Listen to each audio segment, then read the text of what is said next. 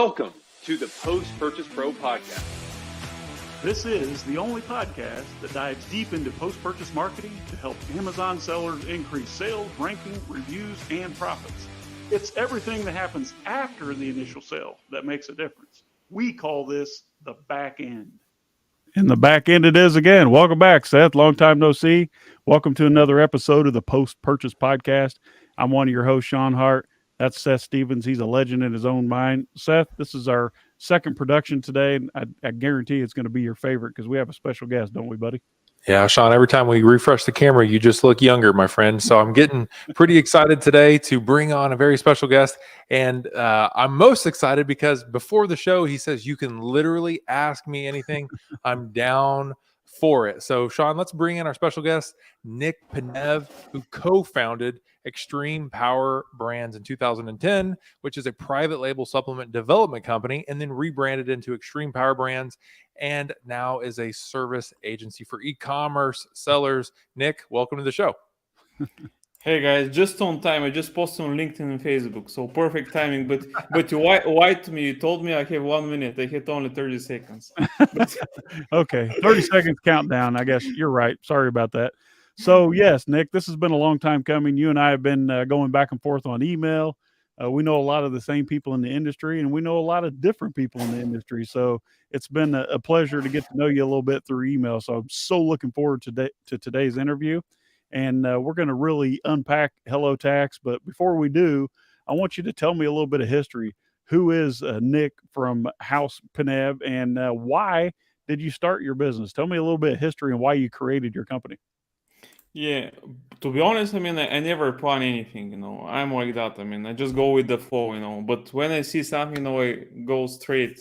I never wait for like invitation. So I don't know how to actually go back or when to start. Because I've been in Amazon since the end of the 90s, which is crazy because I'm just gonna be 40 next year. But what I was doing, my first exposure to Amazon was, like probably when the Matrix came out, and this is the story. You take the red pill or the blue pill? I had no idea that it's a movie. Here is a funny story.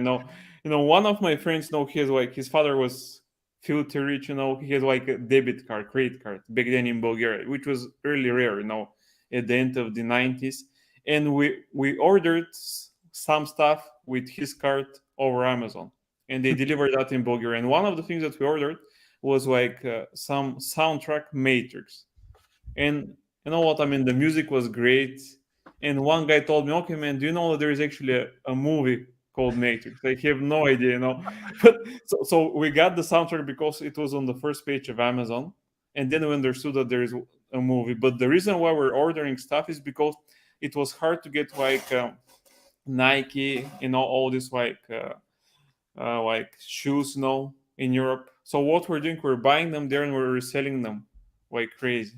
So that was my first like exposure with e-commerce. But it was a nice story because the funny thing is that for me, Amazon hasn't changed the layout in 20 plus years now. It was as easy as before. So I mean that was like when I was like in high school, like in the end of high school. So then what happened is I went to the States as an exchange student, and I'll tell you, for my first day in America, I walk into my classroom in California. I went to Layton High School, which is a small town close to Fresno.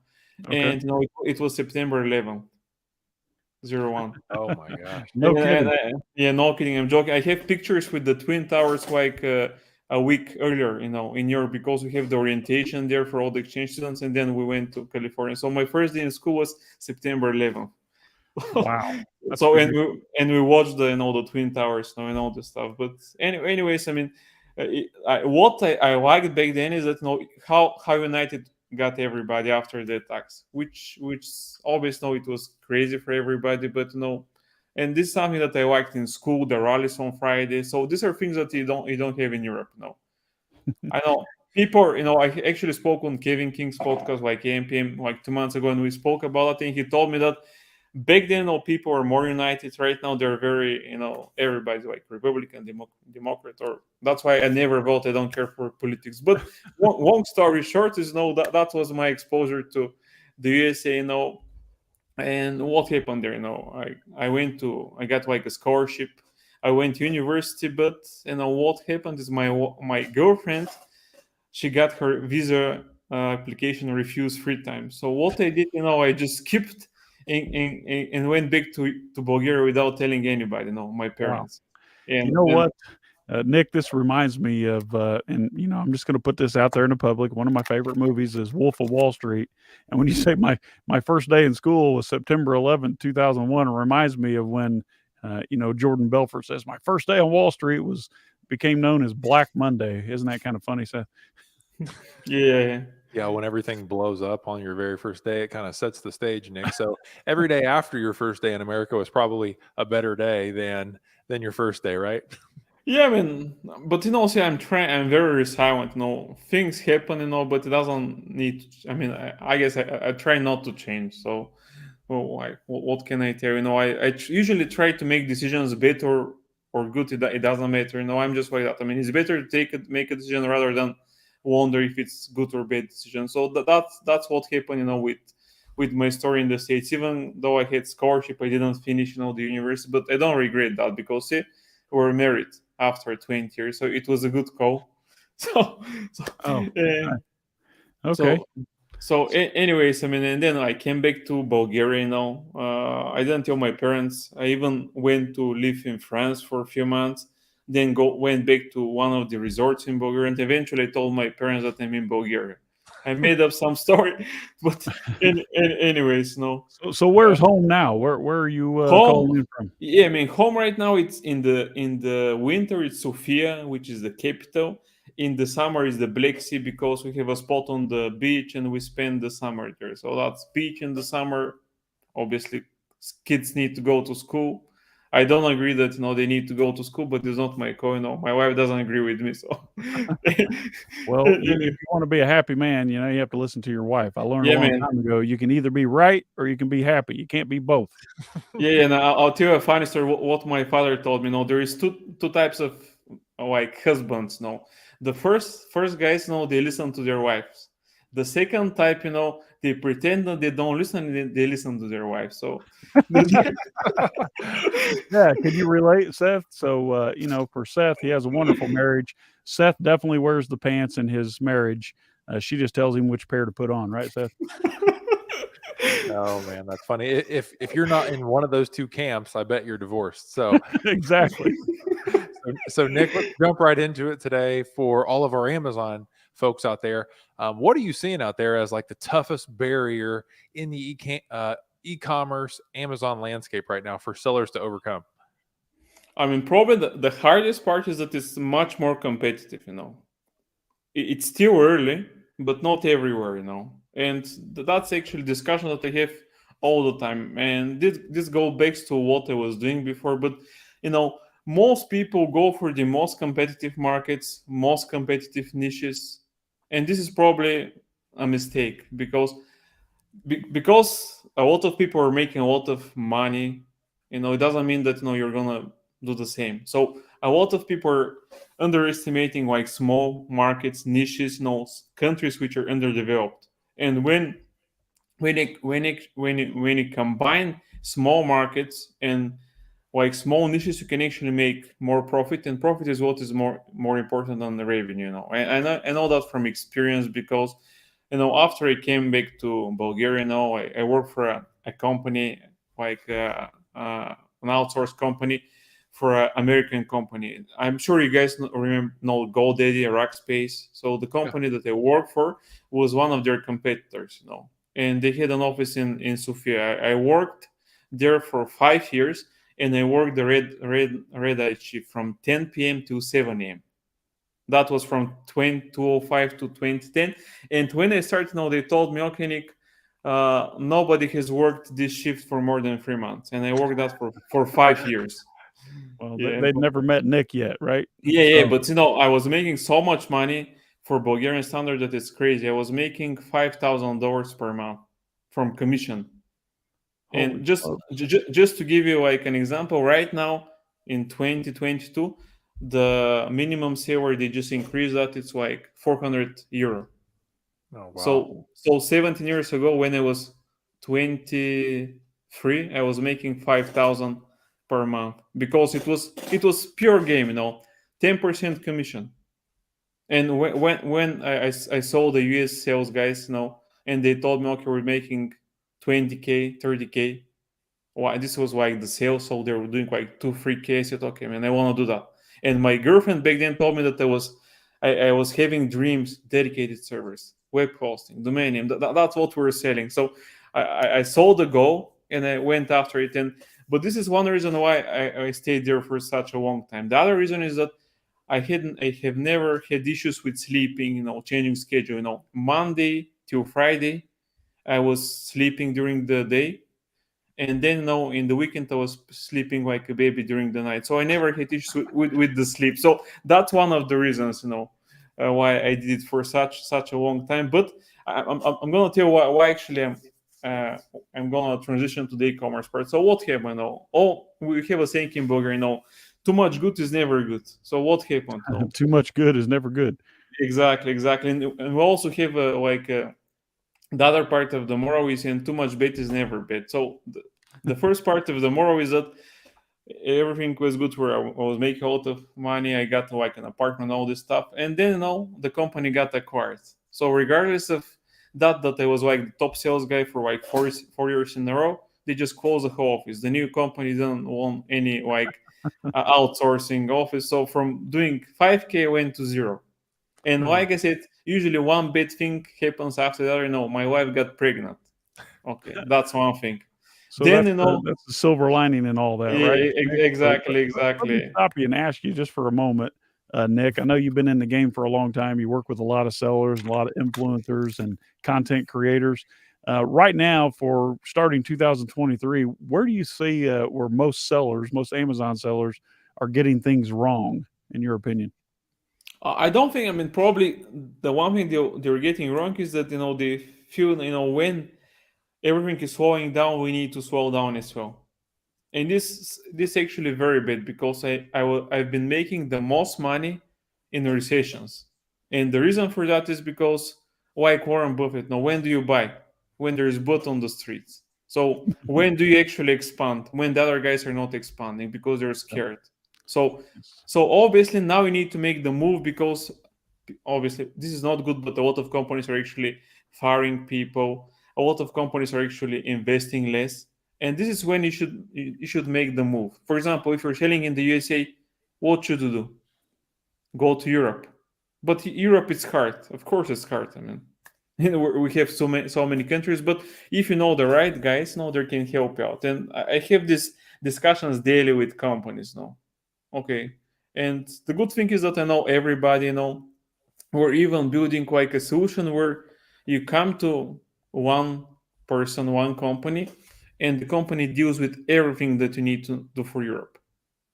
So, and this would be a game changer for a lot of companies, for example, in the US and other markets, to expand in Europe, because even though there is a recession, there is a slowdown, Europe, it's still early, And if you want to, guys, I'm going to give you some stats for Amazon, because people keep on asking me now about, okay, why should we bother, for Amazon for Europe? So these are just some stats now for Amazon and in Europe. For example, in Europe, there is like a 750 million population. 450 of those are over 18, which is like 50%, almost 50% more than the USA. Amazon Europe has like 300 million unique views per month, which is 50% more than the US. And the other thing, which is really the most important part, is in Amazon Europe there is a little over like 1 million sellers, and in the USA there's like 2.5. So you have like more traffic, more clients, which are not all of them buying on Amazon, and you have less competition. So, I mean, if somebody's wondering, what we should do this year, I mean, Europe is obviously the place to go. I'm not talking about that because I'm obviously living in Europe, and my business is helping companies like that. But this is the truth, and I'll tell you why. I'll go back to what I was doing now about the best stuff with my guy while getting married. No, she got married. No, we had issues with the pregnancy. No, thank God. No, my everything was cool with my son. Then you know what happened? I had a car accident at the exact same crossroad, 1 week apart twice. And these are the only two times that I ever got into an accident. No, the first time my car was totaled, I was okay. But no, and this is now why I go to the second part of the more, too much bet is never bet. So what happened then? I got a job after 2 months into a performance marketing agency. The pay was not good compared to what I was making, but these guys were running affiliate and performance offers for US companies. For example, supplement brands, anything. So what happened there is I said, okay, man, I like what these guys are doing. I'm gonna do it myself. I'm gonna start an e-commerce business. And back then, one of the popular brands was actually it's a product. It was called acai berry or acai, the goji berry, acai berry. The Dr. Mehmet Oz. Everybody know Dr. Oz. This guy was pushing these supplements left and right, and he actually ended up testifying in front of Congress because he was Garcinic and all this bullshit. So long story short is that we decided to actually order around 200 units from the UK from some manufacturer. The product was called Bio Acai Berry, if I'm not mistaken. And what happened? We built a website. We actually and we sold them. With probably we bought them for 15 euro, and we sold them for 15, and we sold it for 50 euro just within a few days. And I said, okay, we should do this stuff. And then we started actually reselling them. Eventually, some guys said, okay, hey guys, I can find this product in the UK. Why are you selling it so much for so much more? And then said, okay, we need to make our own product. They didn't even know what's a private label back then. But then I found a manufacturer in the UK, and we ordered our first supplement. We're talking, this is in a matter of few months. This was at the end of 2010, beginning of 2011. And we actually, one of my business partners, he didn't want to participate at the beginning. He said, okay, man, it's not going to work out. What if we fail? I said, okay, man, I'll show that we can do it. I ordered everything. I told, just build me a website. Now I'm going to do everything. I was taking the calls anyway. And then once he saw that we can do it, we ordered a batch of 2,000, and we called our first product Acai Verde, which Verde means green in Latin. And obviously what we meant is that it was a pure dry freeze, free dry acai and acai, which was pure, no bullshit product. And this was our first product. You can lose weight, you can do whatever. It doesn't matter. We're buying it for 2 euros. We're selling it for 50 euro per unit. And we're one of the first selling and advertising such products on Facebook, Google Ads. And just to let you know how early we were, I was paying 1 cent per click. 1 cent per click. Holy that was seriously dated yourself, Nick. Those 1 cent per click days are over. It's $1 per click is a great deal now. I'm going to ask you a fun question if you don't mind, in an effort to try to stick with our time here. But before you, Seth's going to ask you this question. It's going to be, what's your best kept secret for amazing Amazon seller success? But before you answer that, I need to play something here. Okay, so stand by. Okay. If you found the information on the Post-Purchase Podcast useful and impactful for your business, do us a favor and your colleagues a favor. Share this, like us, and let others know how to find us on your social channels. We'd sure appreciate you. Now let's get back to the show. Thank you. All right, Seth. So this is one of your favorite questions because this is how we dig in and find out where the golden nuggets are, right? Yeah, exactly. So Nick, you have tons of experience. What are you seeing right now is the best kept secret? Maybe you alluded to it with Europe, but maybe you have something different. So what's the best kept secret that Amazon sellers are not paying attention to right now? Actually, people keep on asking me about what we should do that nobody is doing. And I'm going ahead of myself because people don't know exactly what I do right now. But I'm going to explain briefly. I have a partnership agency. I'm going to go back and tell the story how I did that. But what I do is I help e-commerce, mostly Amazon service providers, to grow through partnerships. And how does this happen? No, one company has like a list with let's say 10,000 sellers. Another one is doing the same. They're not competitors. They partner up. They promote each other and they grow like that. So when people ask me, what Amazon brands can do, this is the one thing, it's really important to know if you guys have like an email list. If you don't, Sean and Seth can help you out with that because yeah, okay, you shouldn't say that. Oh no, it's okay. That's what we do every day. Yeah, So I know. This podcast it's seller facing. So our audience are going to be primarily private label Amazon sellers. So they're looking to learn about new services, new tactics, concepts, any secrets you can give for amazing success there, Nick. Yeah, okay, so I mean that's what I'm about to do. So what you guys can do is you can actually team up. That's my advice, and I know because some of my clients or aggregators are doing. You can team up with other brands who are at the same niche, but they're not competitors. And I'll give an example. You're selling shoes. I'm selling ties. So if these guys team up, they can actually have joint offers. They can cross promote each other. And if you guys have an email list, this means like free sales without advertising. And I'll give an example. You have like a list of He's speaking 50 your language, isn't he, Seth? He is.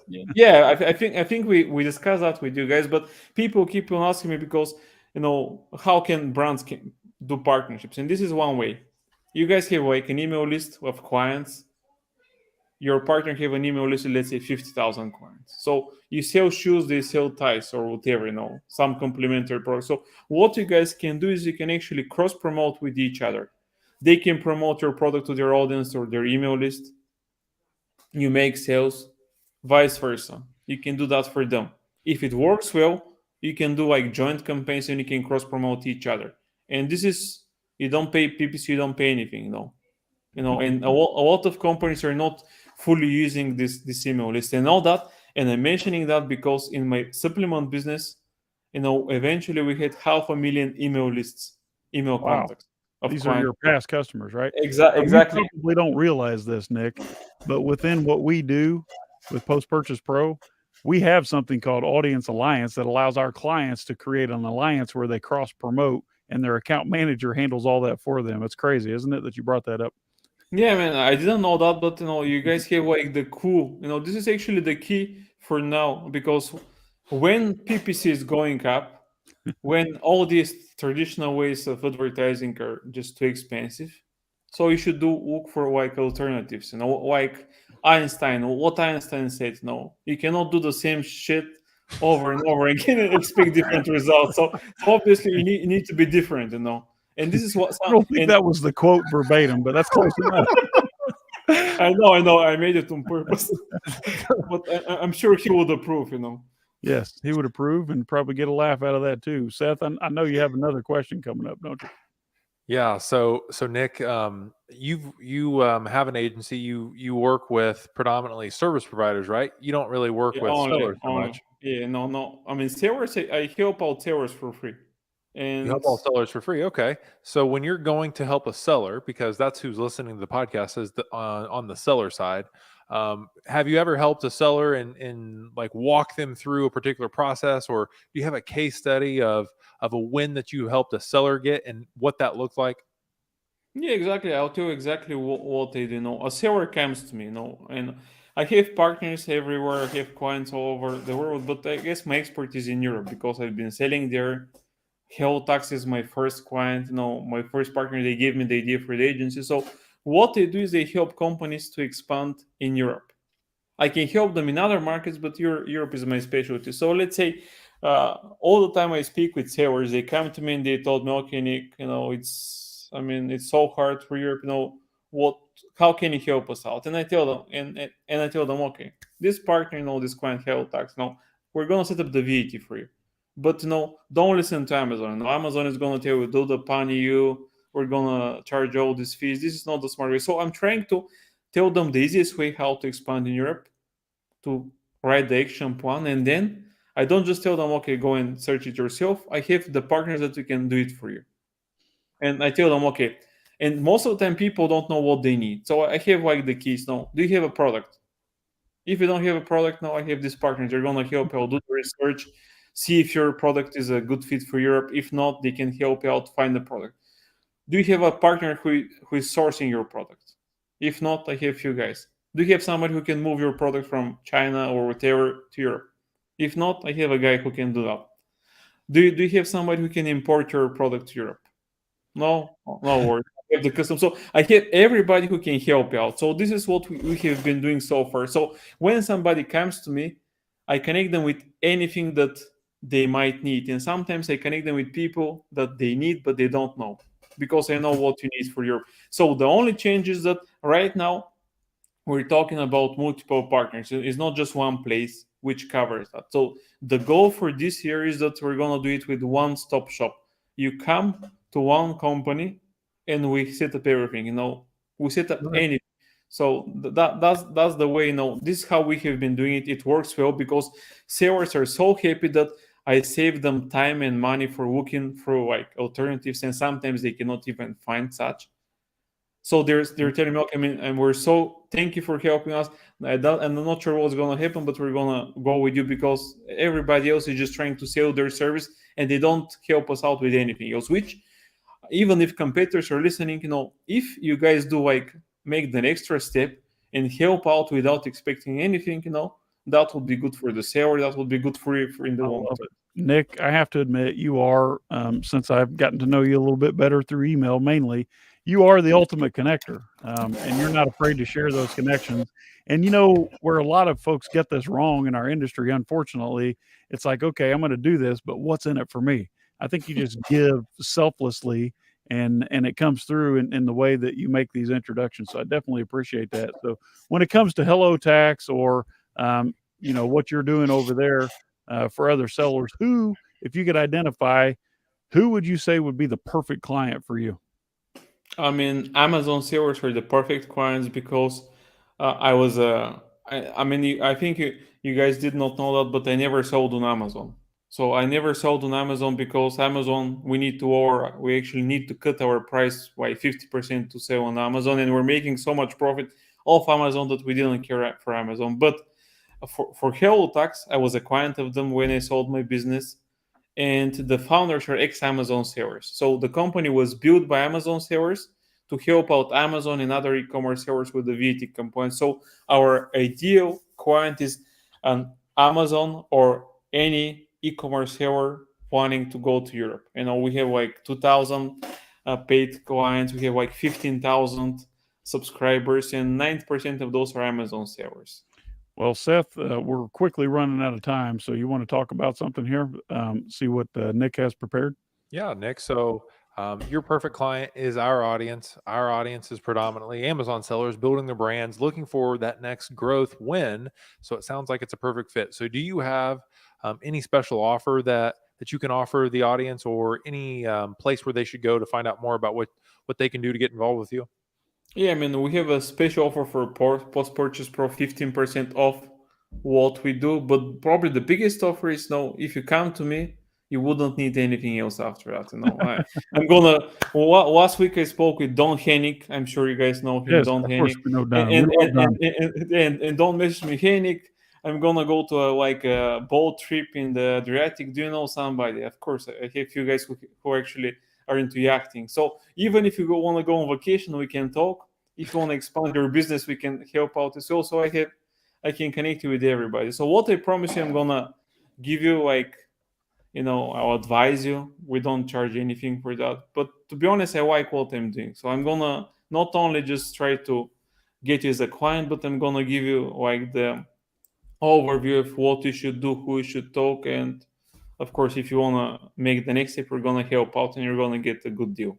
But okay, so let me just get this straight. For the best way for folks to reach you, Nick, is the email address that we have here, np@hellotax.com. Is there another way you would prefer folks to engage with you? Yeah, on LinkedIn, I hang out on LinkedIn all the time. We post a lot of stuff there, like videos with tips on Europe and anything. So LinkedIn or my email is the best way to get in touch. Okay, fair enough. Seth, it's time to segue to the fun version here. Yeah, this is our favorite segment of the show, Nick. Every guest, we always ask two fun questions. The first question is, you have a lot of experience. You've learned a lot of things in your career so far. So, what is some place that you've learned a lot? What's your favorite business book? Man, I don't read business books. I read Michael Connolly. You read Like, comedy? yeah, no, Michael Connolly, like crime books. I Oh, don't. okay, yeah, Yeah, great. yeah, So then, do business. you have any other resources? Some people don't read books, which we had a guest earlier today that doesn't read books. But is there some place where you get information? You've Yeah, learned business. yeah. I read people. Yeah, I meet people, and this is what I do. I watch what people do, how they sell, what they do, and try to, if try to replicate, or just do it better. For example, I see something on LinkedIn. Okay, I need to test that. I see something over email. I need to see that. So I'm trying to always be learning. Books. Books are cool, but no. To be honest, I read books because I just like to read, but Yeah. not like these books. No, it's usually easier to learn when you see somebody who has failed or who has succeeded in something. But meeting people is the best way to learn. And I'll tell you a story. I know that we're out of time, but it's really quick. I spoke with one guy like a year and a half ago. He told me, "Okay, Nick, do you know these aggregators?" No, okay, so what the heck is aggregators? Okay, these guys, they're buying brands. They're paying like 50K for like a referral to a brand. I'll say, okay, man, this sounds like a good deal. And then what happened like a few months later, I had 10 of the aggregators as clients, but not on commission based. No, we're running the partnership for them. So my meeting with one guy told me for one type of companies, which I had no idea, lead to me actually go and sell my service to 10 of those guys. Now we have only two because the rest are not buying brands. But the thing is, meeting somebody opened my eyes.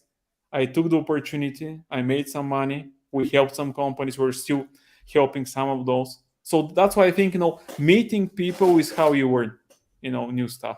Okay, that's fair enough. So literally, you're only the second person that's been on the podcast for about 100 episodes who doesn't like to read business books, and the first one was today. We were interviewing Dylan Frost, and he says, "Well, actually, I have like a reading disability or something, and I don't read books, but he listens to a few audiobooks." So fair enough. So here's another fun question for you, Nick. What's something that you've personally purchased in the last year that some may consider as a splurge, but you don't regret the purchase? Okay, man, what the hell is splurge? It's the first time I hear this word. Splurge means it's something that you could have lived without, that you paid a little bit too much for, that may be a little bit, maybe a show off for buying it. It's a Yeah, splurge, like you don't need my, it. my car, I don't care about cars, but my wife told me, okay, buy this BMW M4, and I said, okay, man. So I You listen. bought the BMW, so you listen. You're a Yeah, man. smart man. You're a Yeah, man, smart man. I don't need it, and the funny thing is that I got like 10 speeding tickets the last 2 years. So, Uh-oh.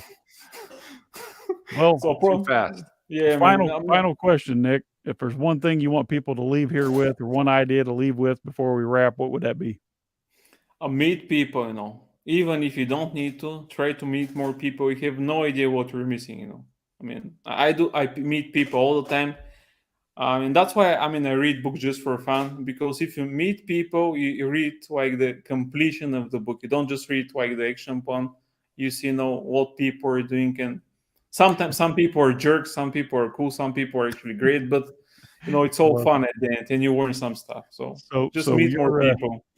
you're giving some solid advice there. Seth and I have actually published a lot of books. 3 books we published this year. So you are definitely not our avatar, but in your opinion, you're telling me, don't read the book, go meet the guy who wrote the book, right? I love it. Yeah, much better, because you can, instead of spending like, I'm not sure how quickly you read, but you can actually, in like 5 minutes, you would know if you like somebody. With some people, I can talk forever, but and that's much better, because in the book you cannot ask questions. This is the issue. I like it. That's a Seth, good point. I'll get us ready for the wrap up here. So go ahead and reiterate, and then we'll do our roll. Yeah, very good. So, Nick, thank you so much for being a guest on the Post Purchase Podcast. You have tons of experience, and you brought it to the show, and I love your attitude about everything. You were the guy that adjusted to sleeping during the day, and then basically do whatever it takes. Be flexible. I love it. I love your advice today, Nick. So thank you so much for being a guest. Until next time, guys, this is Seth Stevens, one of your co-hosts, along with my fellow co-host, Sean Hart. We'll see you on the next episode. Thanks. Thanks a lot, Thank Nick. you, Don't guys. go anywhere. Thank you.